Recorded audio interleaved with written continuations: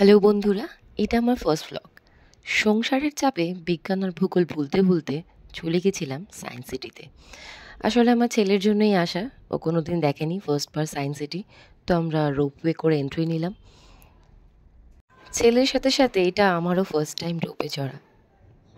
বরমশাই বলল আজকে রোপে চড়াচ্ছি, কিন্তু একদিন ওই বিল্ডিংগুলোর ওপর দিয়ে তোমাকে ফ্লাইটে করে নিয়ে উড়ে যাব।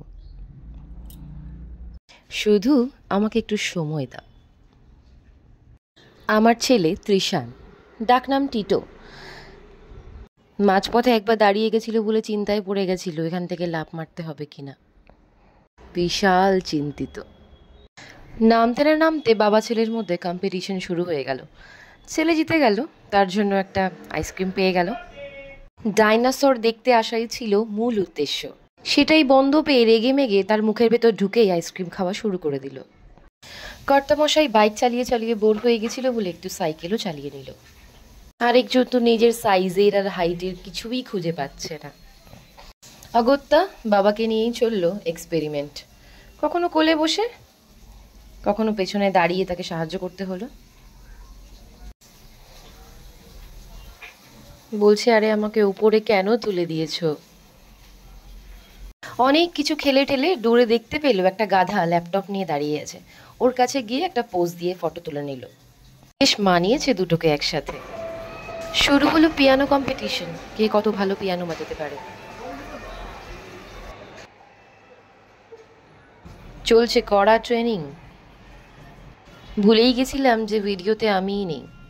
তারপর সেলফি তোলার ব্যর্থ চেষ্টা করতে করতে দেখলাম টিটো ল্যাপটপ চালাচ্ছে।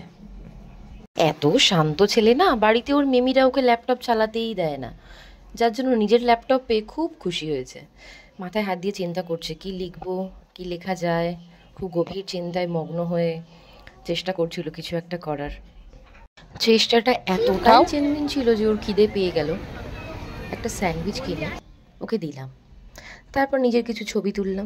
বর বলল, আরে চা বাগানের সামনে দাঁড়িয়ে তোলো। তারপর মিশন শক্তি রকেটের সামনে দাঁড়িয়ে নারী শক্তির নজির গড়লাম। ফুল ফ্যামিলি চলে গেলাম ইসরোতে। একটা ফটো যদি ভালো করে তুলতো। ততক্ষণে শুরু হয়ে গেছে সেই ম্যাজিক মিউজিক ফাউন্টেন, গানের তালে তালে যেখানে রঙের সাথে ফোয়ারা ছাড়ে।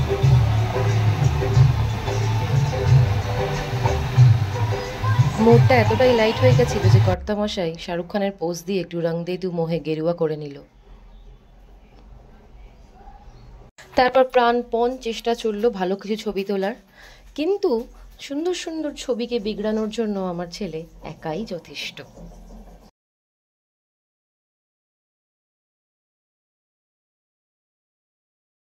ওকে ধন্যবাদ দেওয়ার জন্য উত্তম মধ্যম ধোলাই দিতে একটু শুধরলো, আমাকে একা একটু তুলতে দিল।